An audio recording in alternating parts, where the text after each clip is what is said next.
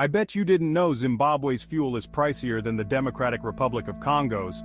Hopewell Chinono, the fearless journalist and anti-corruption activist, is calling out the Mnangagwa government for Zimbabwe's skyrocketing cost of production. Electricity rates are through the roof, making it one of the most expensive in the region. And let's talk about fuel. Finance Minister Mthuli Ncube has slapped a 50 cents per liter tax on fuel, making it more expensive than neighboring countries.